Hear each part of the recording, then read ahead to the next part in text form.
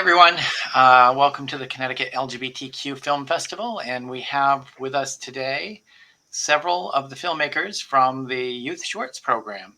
And I'd like to welcome them all. How are you all doing? And I feel like this is the Youth Shorts program, but I almost feel like this could be an international shorts program as well, because we have representation from all over the place. We have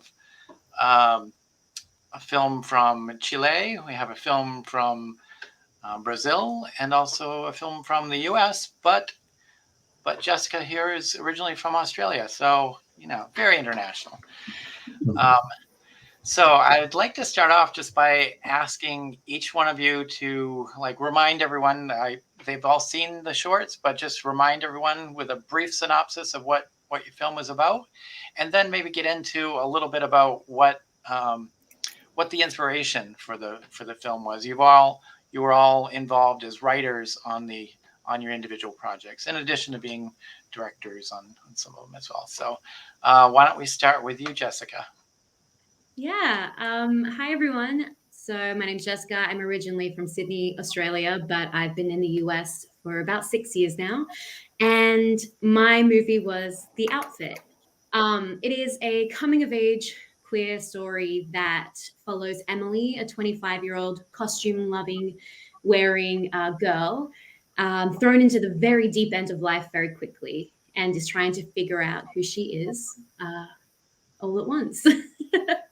Yeah, so the inspiration that came about was honestly my coming out. So this was also me figuring myself out and my journey. And I gave myself a week to write something of how I felt. And this is what I came up with, was this wonderful little Wes Anderson-esque little queer film that was my way of coming out to the world. Yeah. That's great. Thank you. How about you, Jose?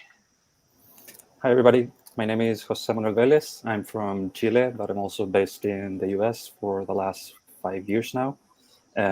My film is called FERVOR. It's about Tomás, very introverted, gay kid, but very, with a very full inner life, full of dreams and music, and how he experiences love, guided through the pop music, and just trying to make sense of his relationship with a kid from an upper class family. So yeah, the inspiration, I don't know. I feel that I have 10 different sources of inspiration for this film. I mean, music was a big inspiration, but I think that the place, the location, the beach town where we shot is called Zapallar in Chile. It's a place where I've been going for since I was born. I've been going there on vacation, so it's a place that is very, very dear to me in all of my growing up process, and all the contrast that you can see in the town with the people that live there and the people that go on vacation. And it's a very idyllic place, but also a very conservative place. It's a refuge, but it also shows a lot of the conservatism and the values that we tend to associate with right-wing in politics in Chile. It's all there, and it's still beautiful. And I love that place, and I wanted to write something there, and I wanted to do something with a lot of color and music and brightness. So that's how I ended up getting to the script through FERVOR. That's great. Thank you.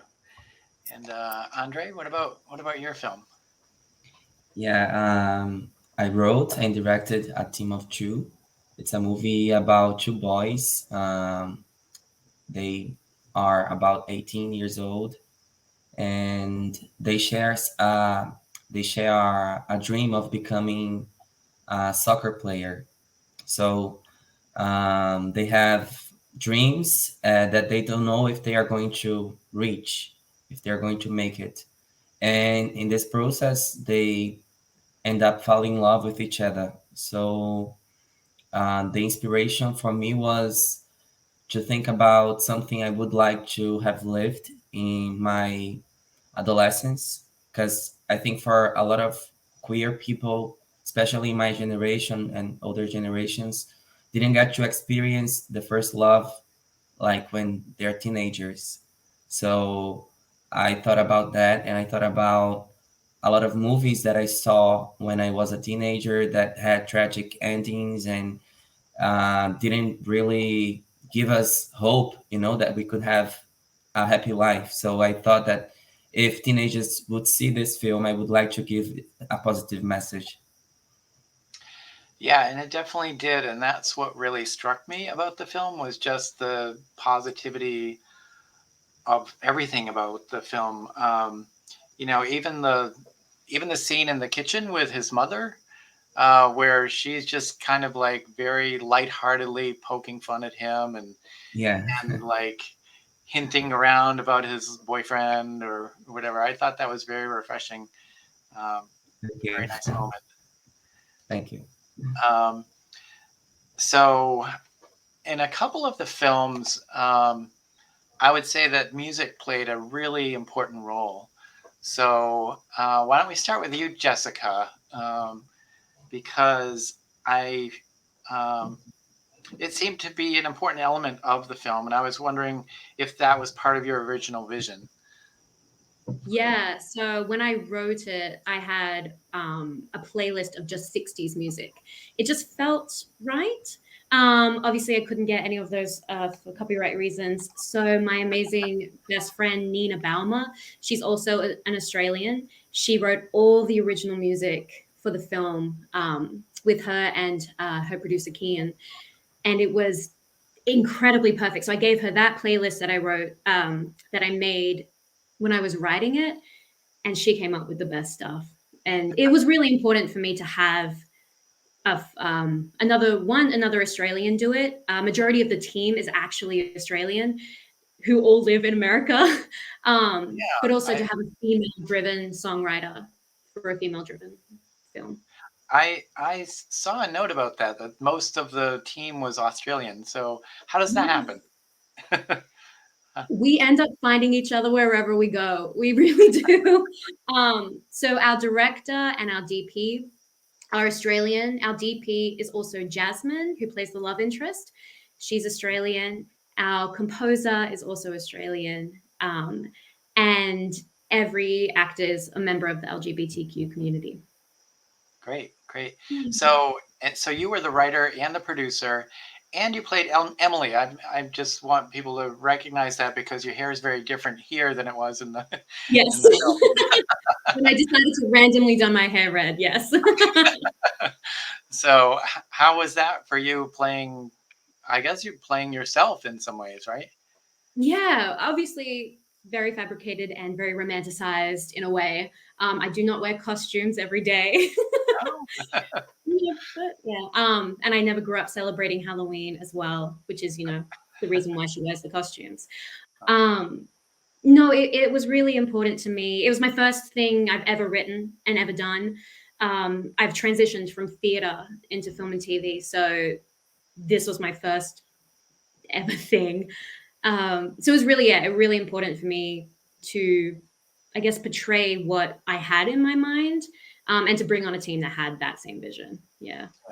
Where did the idea for all the costumes come from? So my partner and I were actually sitting in a cabin one day, Thanksgiving, and we were like, okay, have an idea, throw it at me, and we'll just 30 seconds go and make up what we can. And we came up with the thrift store idea first of a girl in a cowboy outfit standing in the desert that she's thrifted. Go. And that's that opening scene you see. And then somehow the outfit came out of a girl in the cowboy outfit in the desert. Well, that's great. These are the insights that our audience wants to know. Yeah. All right, so switching to Jose for a minute, along that same music theme, clearly in Fervor, music was just such an important part of it. He was always listening to his hipster Walkman, and he had the greatest soundtrack. So can you talk a little bit about the music? Yeah, so I was very lucky to work with a very, very dear friend. He's a singer, music composer, and music producer as well. So all of the music that is on the film is music from independent Chilean artists. So he has worked with them, either producing or doing any other things, and he managed to get them on board with the project, which was, I mean, I'm still very grateful about that. But yeah, the process was interesting. It all started with one song from him that I was playing on repeat on my iPhone, and I was just playing. And funnily enough, like the song is not in the film. Like I wanted it to be like the closing song, and we ended up like realizing that it didn't fit the film.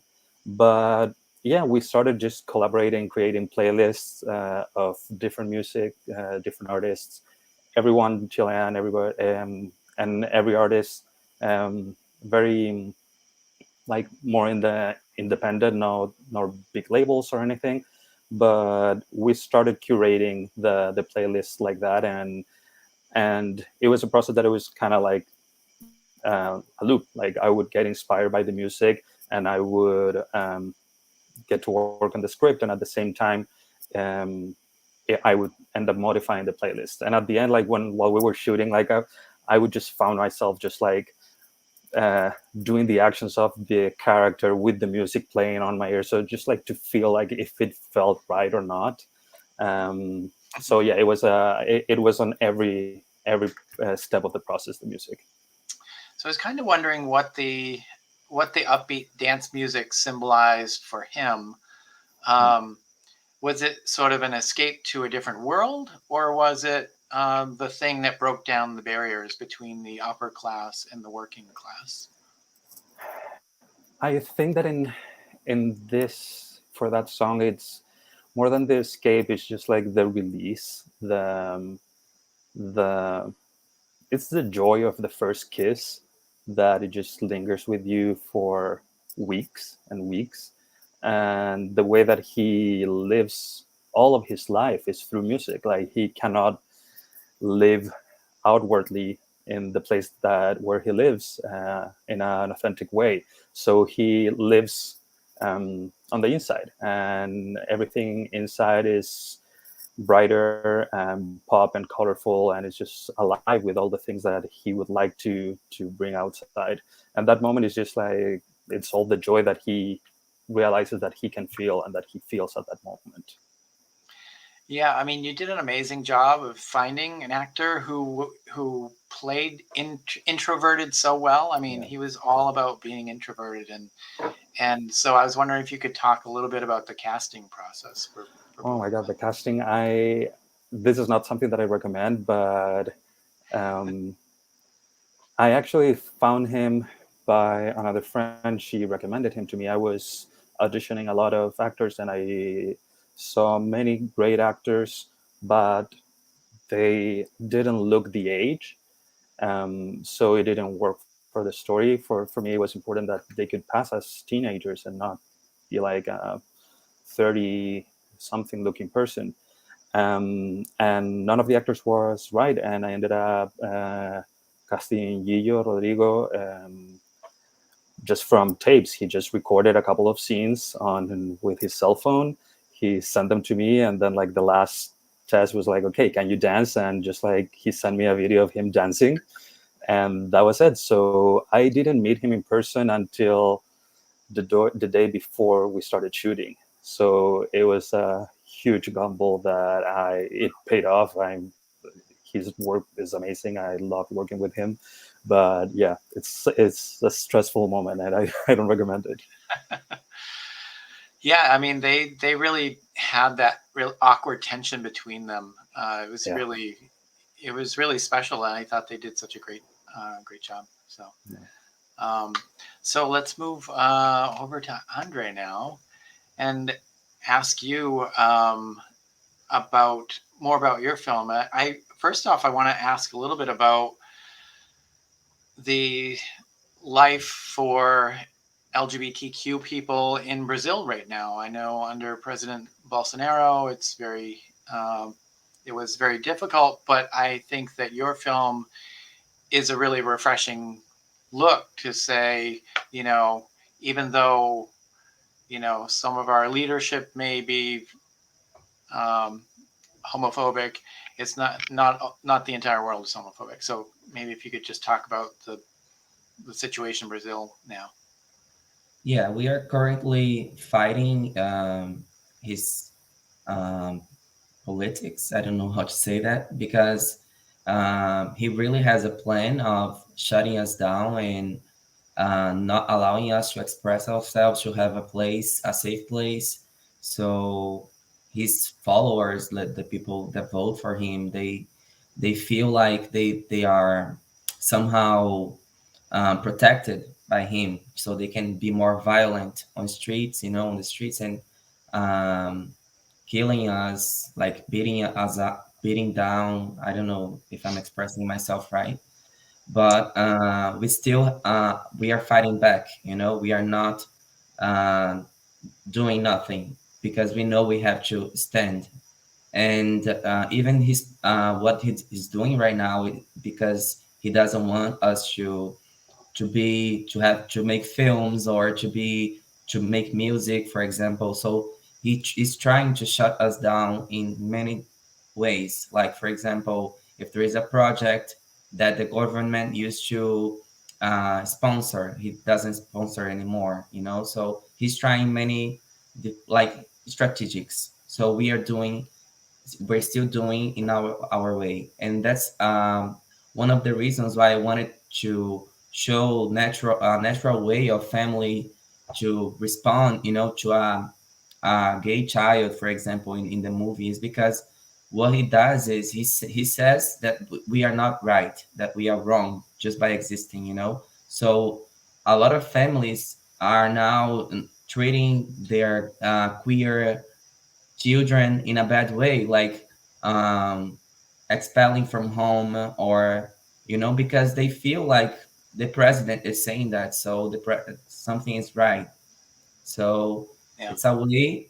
If we keep doing our art, and if we keep sending the message, it's a way that we can say we are still here. We are not going to go back to the closet. We are not going to hide anymore.